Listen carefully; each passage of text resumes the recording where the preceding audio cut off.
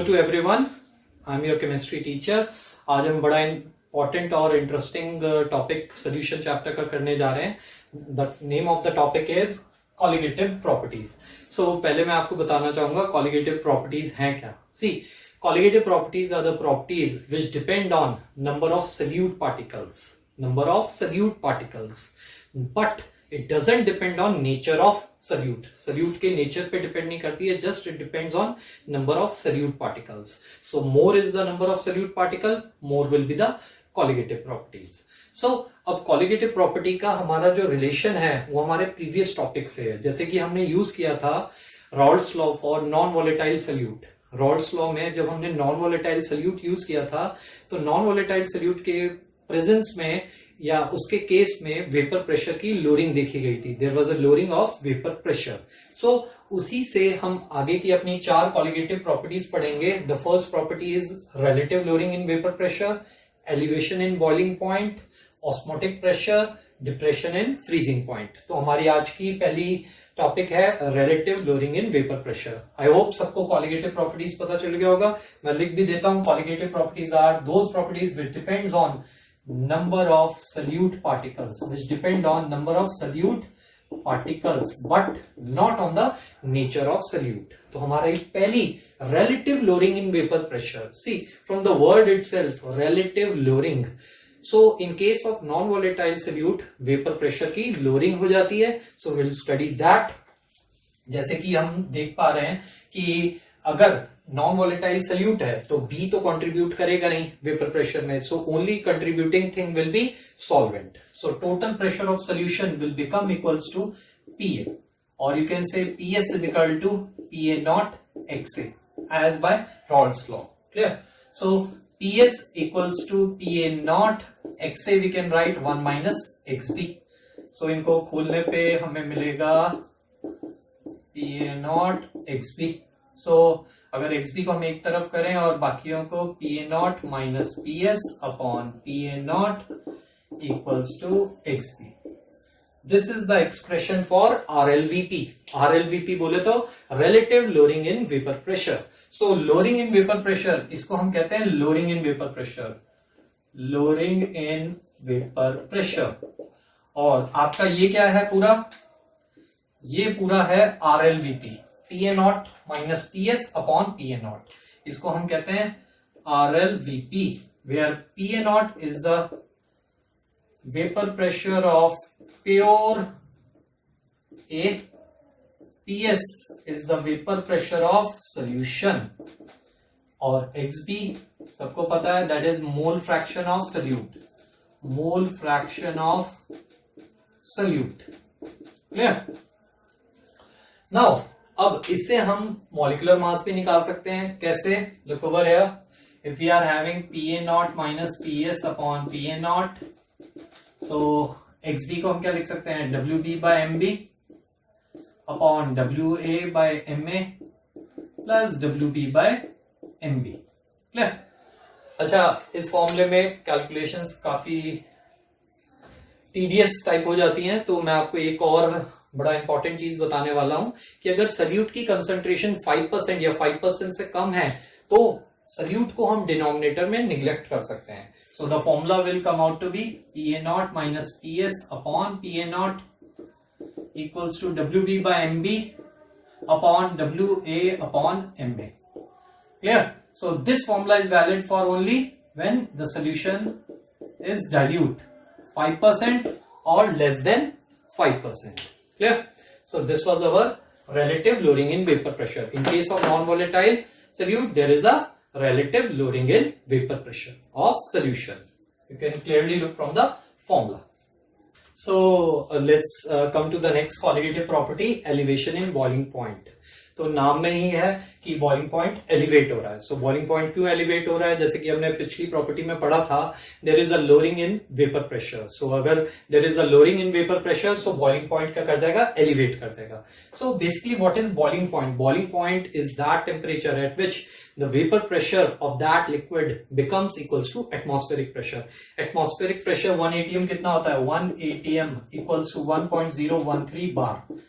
So boiling point वो temperature है जिसपे वेपर प्रेशर एटमॉस्फेरिक प्रेशर के इक्वल हो जाए। अभी हमने क्या बात की, नॉन वोलेटाइल सॉल्यूट में वेपर प्रेशर कम हो जाता है, तो अब वेपर प्रेशर को वापस एटमॉस्फेरिक प्रेशर के इक्वल लाने के लिए वी हैव टू हीट, और अगर हम हीट करेंगे तो बॉइलिंग पॉइंट क्या कर जाएगा, it will rise.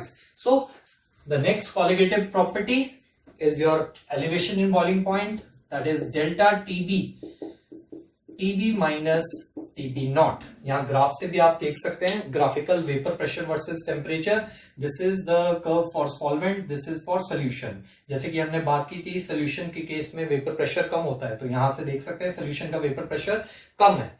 Clear? So temperature increase करने पे बॉइलिंग पॉइंट सोल्यूशन का इंक्रीज कर जाएगा, वेयर सॉल्वेंट जैसे पानी है, पानी का जो प्योर वाटर का बॉइलिंग पॉइंट है वो तो फिक्स ही रहेगा, that is 100 degree Celsius. But अगर उसके अंदर कोई नॉन वोलेटाइल सॉल्यूट आए तो क्या बन जाएगा, सोल्यूशन, तो that means the boiling point will rise, boiling point rise करेगा। So the difference will be the elevation in boiling point बढ़ जाएगा। सपोज मैं आपको एक एग्जांपल देता हूं, we are having pure water, its boiling point is 100 degree Celsius. Clear? अगर उसके अंदर हमने नॉन वोलेटाइल सॉल्यूट डाल दिया, तो अब उसका अगर हम बॉइलिंग पॉइंट चेक करेंगे नॉन वोलेटाइल सॉल्यूट डालने के बाद, तो boiling point will come out to be around 101, 102. So we can say there is an elevation of 1 or 2 degree depending on number of solute particle. As I said, colligative property is directly proportional to number of solute particle. So delta TB is TB minus TB naught, whereas TB is the boiling point of solution and this is the boiling point of pure solvent. Or in case of water, its boiling point is 100 degree Celsius. Or in Kelvin it is 373. Clear? So delta TB is equals to KB into M. KB is your elevation constant. Clear? Molality you can have it, that is number of moles by weight of solvent in kg. तो अगर हम इस फॉर्मूले को expand करें, delta TB is equal to KB into WB by MB into WA into 1000. So this is the second colligative property, elevation in boiling point. Graph is also very important according to board's point of view. Clear? So just have a note of it. So हमारी अब तीसरी colligative property, that is osmotic pressure. Now we'll discuss about osmosis and osmotic pressure. देखो, osmosis और osmotic pressure को समझाने के लिए मैं एक सिंपल सा एग्जांपल लूंगा, आपको डेली लाइफ से एक कॉमन एग्जांपल दूंगा। सी एवरीवन नोज अबाउट किशमिश रेसिन्स, ठीक है? अगर मैं किशमिश को पानी में डाल के रखता हूं, तो after some time you will notice that किशमिश स्वेल कर जाती है, मोटी हो जाती है, स्वेल कर जाती है। क्यों? The water flows inside. Clear? There are lots of example, जैसे कि हम अचार डालने के लिए, मैंगो पिकल डालने के लिए, जब मैंगो को काट के रखते हैं और उसके ऊपर नमक लगाते हैं, तो वो क्या कर जाता है, वो श्रिंक कर जाता है। श्रिंक क्यों कर जाता है? Because it loses water. So this is all about osmosis. तो ओस्मोसिस है क्या?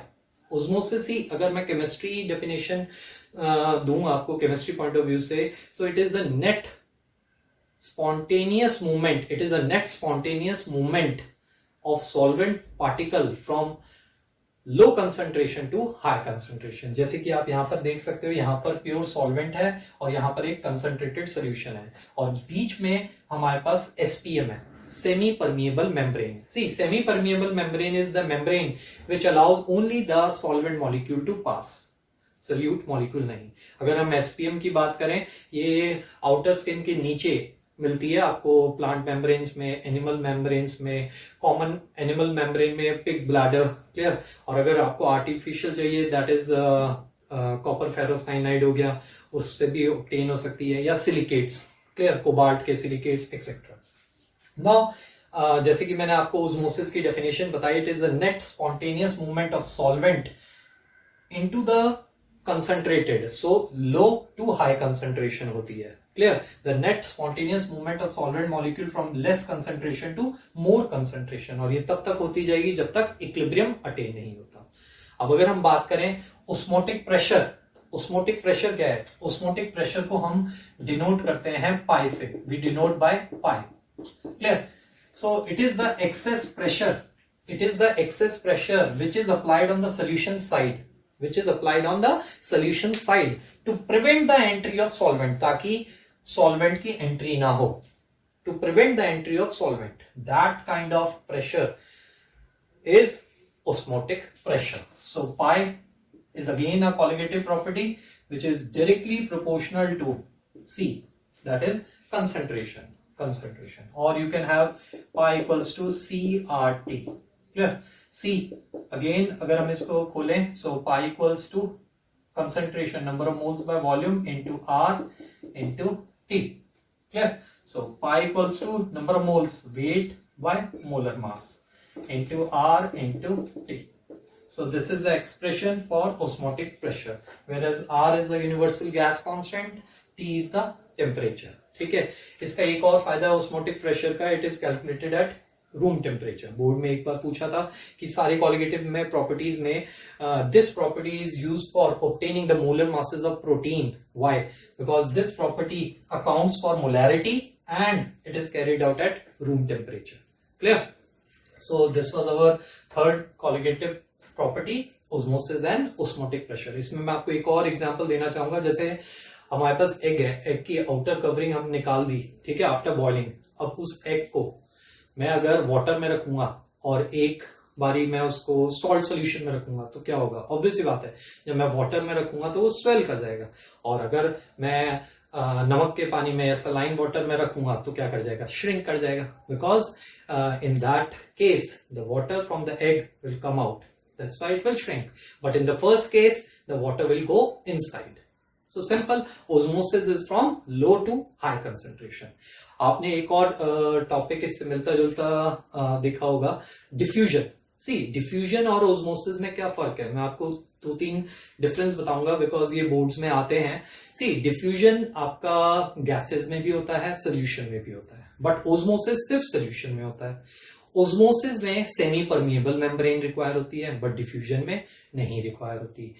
ओस्मोसिस लो टू हाई होता है, but diffusion high to low होता है. So these are some of the difference. So you can have a look of it. Now we'll proceed to the last colligative property, depression in freezing point.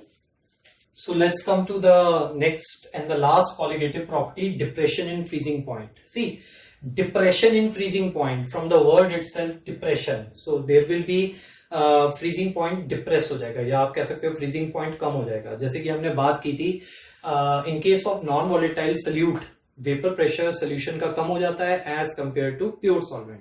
अब vapour pressure कम हो गया है तो that means freezing point क्या होता है? मैं आपको फ्रीजिंग पॉइंट की डेफिनेशन बताऊंगा. Freezing point is the temperature at which the solid and liquid are in equilibrium and have same vapour pressure. Are in equilibrium and have same vapour pressure. तो किसी भी सोल्यूशन के लिए ये कब होगा? जब उसका टेम्परेचर लोअर किया जाएगा. जब टेम्परेचर लोअर करेंगे तभी वो दोनों वेपर प्रेशर इक्वल आएंगे. So if we are lowering the temperature, that's why we are decreasing. So depression in freezing point. So if we say we are having delta TF depression in freezing point, depression in freezing point, that is TF nought minus TF. From here graphical point of view से आप देख सकते हैं vapour pressure versus temperature.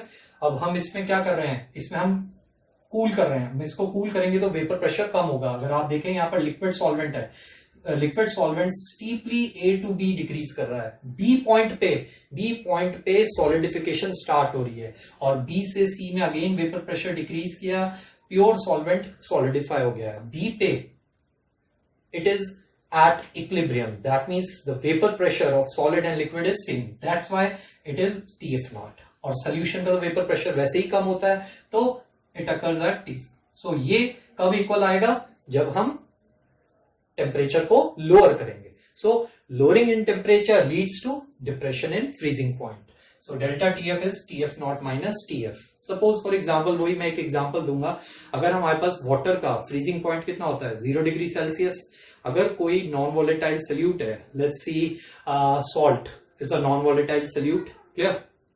सो अब freezing point क्या हो जाएगा? It will be around -1 या में चला जाएगा। जैसे मैं आपको इसकी एक एप्लीकेशन देता हूं, जहां पर स्नो होती है, काफी स्नो होती है, तो उस सड़क से स्नो को हटाने के लिए they usually throw calcium chloride और सॉल्ट डालते हैं। वो क्यों डालते हैं? ताकि लोअर डाउन कर दें उसका freezing point. Clear? To lower down the freezing point. Clear? So अब हम देखते हैं delta TF is another colligative property directly proportional to molality. So delta TF is equal to KF into n. KF क्या है? Depression constant, और you can say molar depression constant. Clear? So इसको हम अगर एक्सपैंड करें फॉर्मूले को, KF WB by MB into WA into 1000.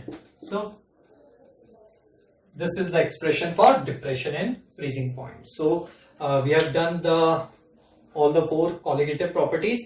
So in the next class we'll be doing numericals and Van 't Hoff factor. Clear? So till then आप चारों colligative properties अच्छी तरह revise कीजिए, और we'll be having many numericals related to these colligative properties, and we'll be doing a small topic, Van 't Hoff factor. Clear? Very important according to boards and competition point of view. Thanks.